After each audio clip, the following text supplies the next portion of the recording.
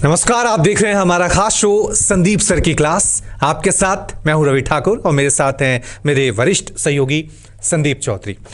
और आज की हमारी इस क्लास का टॉपिक है देश की जीडीपी, देश की अर्थव्यवस्था।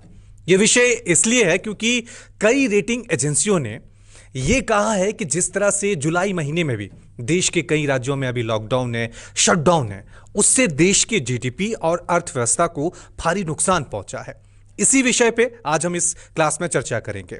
संदीप, पहला सवाल ही, कई रेटिंग एजेंसियों ने जो अनुमान पहले लगाए थे, अब उनके अनुमान में और माइनस आ गया है। जो इकरा है वो कह रही है कि जीडीपी में -9.5% की गिरावट का उन्होंने आकलन पेश किया है। पहले 5 था, अब वो 9.5% कह रहे हैं। केयर रेटिंग ने कहा है कि -6.4% की पहले गिरावट आ सकती है। 1.3 था, मतलब 1.25% से लगभग 6.5% की सिकुड़न की बात हो। जो हम उम्मीद कर रहे थे कि शायद अब धीरे धीरे जैसे अनलॉक होने की प्रक्रिया हो रही है, शायद अर्थव्यवस्था जो है वो पटरी पे लौटेगी, लेकिन ये आंकड़े थोड़ा डरा रहे हैं। यहीं इसमें देखिए, ये समझाने की बात है। दरअसल दर्शकों क्या था, 3 दौर की हमारी लॉकबंदी हुई, लॉकडाउन हुआ। उसके बाद अनलॉक प्रोसेस शुरू हुआ पिछले महीने जून से। हम अनलॉक 2 में हैं और उम्मीद यह की जा रही थी अनलॉक होगा तो आर्थिक पहिया जो है वो दौड़ने लगेगा। और शुरुआती 15-20 दिनों में हमारे पास खबरें यह भी आई कि हां, फिर से गति पकड़ने लगा है। इंजन में, आर्थिक इंजन में ईंधन आ गया है। लोगों की मांग भी थी, उत्पादन होने लगा। मांग थी तो उत्पादन भी होने लगा। लेकिन हुआ क्या है, इस देश की जो समस्या है, जो हमारी सबकी एक समस्या है, समन्वय नाम की कोई चीज नहीं है। यहां पर दरअसल रायता फैल गया है। रायता कैसे फैला है? आपने अनलॉक कर दिया, उसके बाद क्या हुआ? केंद्र ने कहा अब राज्य सरकारें करेंगी, जबकि हम संघीय ढांचा है। केंद्र और राज्य सरकारों में कोई कोऑर्डिनेशन होनी चाहिए, तालमेल होना चाहिए था। अब हम यहां नोएडा में बैठे हैं। अब नोएडा में 2 हफ्तों से वीकेंड पर आपने लॉकडाउन कर दिया। मुंबई में, पुणे में वहां पर लॉकडाउन चल रहा है। बेंगलुरु में लॉकडाउन कर दिया गया। बेंगलुरु में तो एक कमाल का उदाहरण है। आप समझ जाएंगे कि अर्थव्यवस्था में किस तरह का असमंजस है और ये रेटिंग्स क्यों अब दोबारा से एजेंसियां नीचे कर रही हैं और नीचे कर रही हैं। बेंगलुरु में 9 दिन का लॉकडाउन की घोषणा की गई, तालाबंदी की घोषणा की गई। और शाम होते होते वहां पर मैन्युफैक्चरर्स ने कहा, टोयोटा किर्लोस्कर का एक बड़ा प्लांट है वहां पर, उन्होंने कहा कि ऐसा करेंगे तो उत्पादन ठप हो जाएगा, बड़ा नुकसान हो जाएगा, जो पहिया घूम रहा था वो बंद हो जाएगा।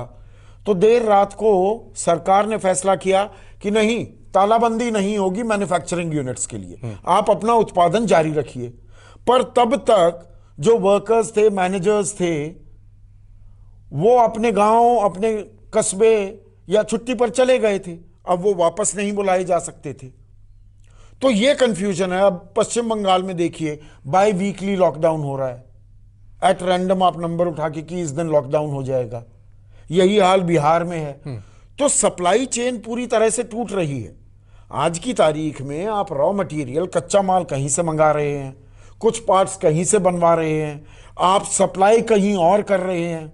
मैं लगातार, हम लॉकडाउन के दौरान आपके राज्य का, हिमाचल का मैं उदाहरण देता था कि भाई बद्दी है या परवाणु है, ये इलाके, ये इंडस्ट्रियल बेल्ट्स हैं।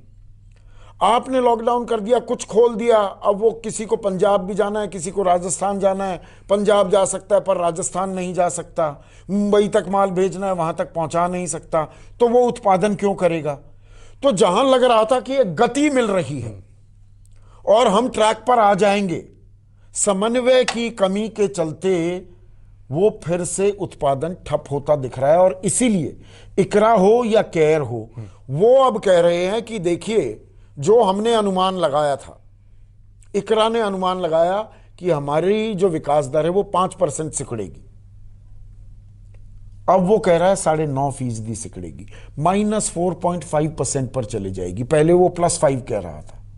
केयर क्या कह रहा है कि 6.4, मोटा मोटा 6.5% मान लीजिए अब सिकुड़न होगी। पहले कह रहा था कि 1.25% की सिकुड़न होगी।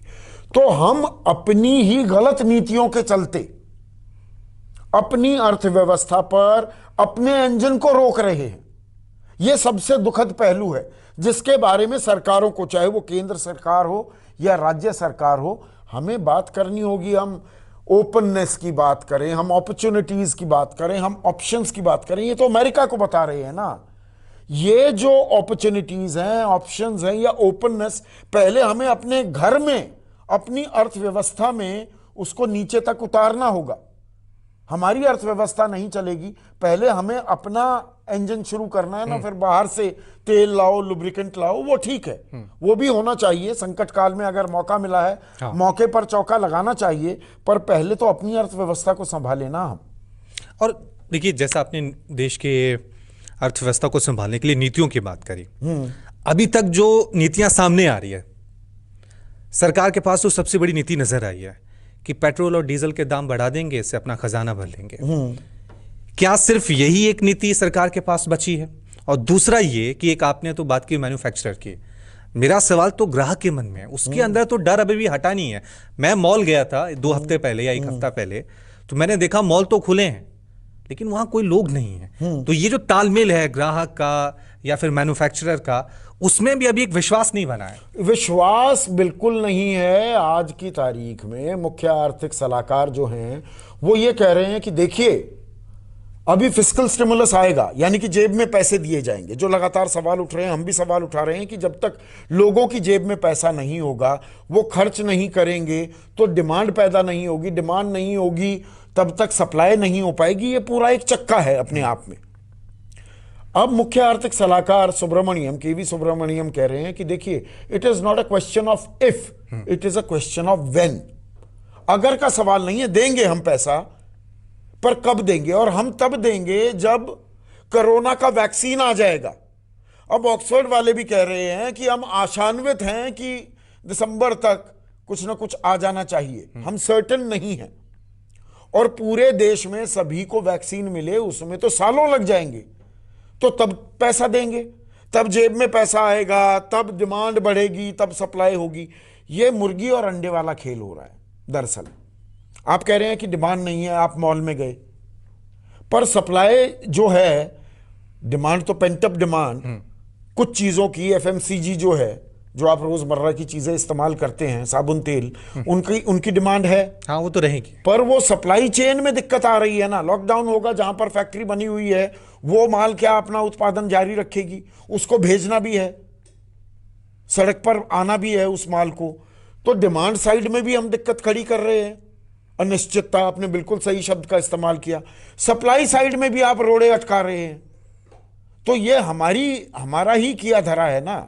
इन चीजों से हम बच सकते हैं। और जो आपने सवाल उठाया कि सरकार कहती है कि भाई डीजल पेट्रोल, इस पर एक्साइज ड्यूटी 10 रुपए बढ़ा दी, पेट्रोल पर, डीजल पर 13 रुपए बढ़ा दी, 22 दिन तक लगातार दाम बढ़ते रहे, डीजल का विकास पेट्रोल से ज्यादा हो गया। ये तमाम बातें हमने दर्शकों के साथ की हैं। दर्शकों को वो पूरा गणित भी पता है कि सरकार की जेब में कितना पैसा जाता है। लगभग 49 रुपए सरकारों की जेब में चला जाता है। जो 70-72 रुपए हम पेट्रोल के दाम भर रहे हैं, वो सरकार के पास जा रहा है। पर वहां पर, क्योंकि सरकार के पास दरअसल खजाना नहीं है, पैसा नहीं है अपने खजाने में, तो वो हमारी जेब पर डाका डाल रहे हैं। पर पलटकर ये भी पूछा जाएगा ना, अगर इकोनॉमी चलने लगेगी, उत्पादन हो जाएगा, सप्लाई चेन रिस्टोर हो जाएगी, तो नौकरियां भी और लगेंगी। जो नौकरियां गई हैं या जो तनख्वाहें कटी हैं, वो भी खत्म होने लगेगा। पैसा अपने आप आने लगेगा, वहां से भी तो पैसा आएगा, अर्थव्यवस्था चलेगी। पैसा क्यों नहीं आ रहा, खजाना क्यों खाली है? क्योंकि अर्थव्यवस्था ठप पड़ी है। आप हमारी जेब पर डाका डाल रहे हैं, उस अर्थव्यवस्था को खोलने को तैयार नहीं है, उसे सुचारू रूप से चलाने को आप तैयार नहीं है। तो उसके बाद चारा क्या बचेगा? आम आदमी को ही बलि का बकरा बनाते रहेंगे।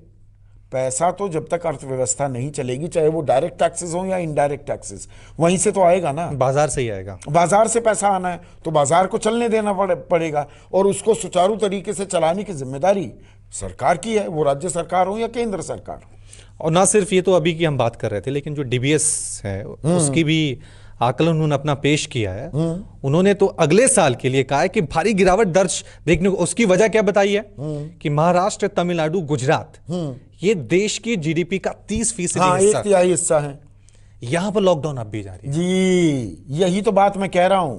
गुजरात की आप बात करिए, अहमदाबाद, सूरत है, महाराष्ट्र की आप बात करेंगे, आप तमिलनाडु की बात करेंगे, तमिलनाडु में अभी लगातार जारी है, दक्षिण में एकदम एक्सपर्ट आया है।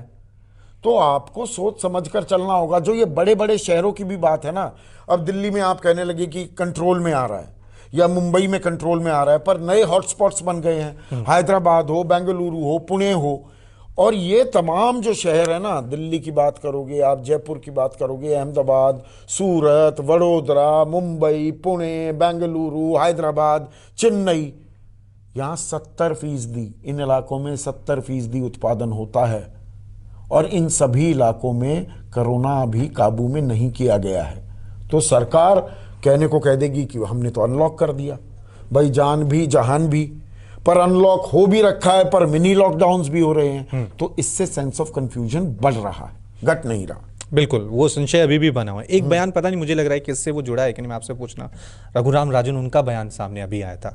तो वो कह रहे हैं कि सरकार जो आरबीआई से पैसा ले रहा है अपने घाटे को दुरुस्त करने के लिए, ये नीतियां कुछ हद तक सही हो सकती हैं, लेकिन लॉन्ग टर्म के लिए बहुत खाटेदार है। यानी तो वो तो आप उधार ले रहे हैं ना, आप एक खाते से दूसरे खाते में ला रहे हैं। अभी आप आरबीआई से पिछले साल 1,40,000 करोड़ का डिविडेंड ले लिया, अब लेंगे तो उससे काम नहीं चलने वाला है।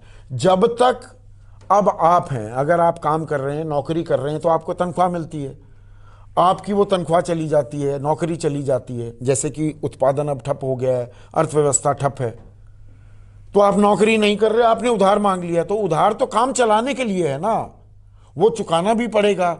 आप सही मायने में एक सामान्य जिंदगी तब जी पाएंगे ना जब आप नौकरी कर रहे होंगे, जब आप कुछ कमा रहे होंगे, तो अर्थव्यवस्था चलेगी तो आमदनी होगी, तभी सरकार का खर्च भी निकल पाएगा और वह विकास में, गरीबों के कल्याण में, रोजगार सृजित करने में लगाया जा सकेगा। चलिए संदीप, आज के इस क्लास में अभी के लिए इतना ही। तो दर्शकों को इस क्लास के जरिए हम यही समझाने की कोशिश कर रहे थे संदीप सर कि बाजार का चलना बहुत जरूरी होता है देश के लिए, क्योंकि टैक्स, चाहे वो सरकार को हो, नौकरियां जो आम लोगों के लिए हो, जो आर्थिक पहिया है, वो सब इसी बाजार से चलता है। कोरोना के खिलाफ लड़ाई लड़ें, ये अच्छी बात है, लड़नी भी चाहिए, लेकिन बाजार जो देश का आधार है तरक्की का, प्रगति का, वो नहीं रुकना चाहिए। इसीलिए ये विषय और ये आर्बिट्ररी पॉलिसीज है ना, आपने एक दिन आपको दिव्य स्वप्न आया और आपने कहा कि अब वीकेंड पर हम लॉकडाउन कर देंगे, या अभी 8 दिन बाद 8 दिन के लिए लॉकडाउन कर दिया जी। ये झटका देता है कारोबारी को, उत्पादन को, फैक्ट्रीज को। ये झटके जितने कम दिए जाएं उतना बेहतर है। चलिए अभी के लिए इतना ही। बहुत बहुत धन्यवाद सर। नमस्कार। नमस्कार।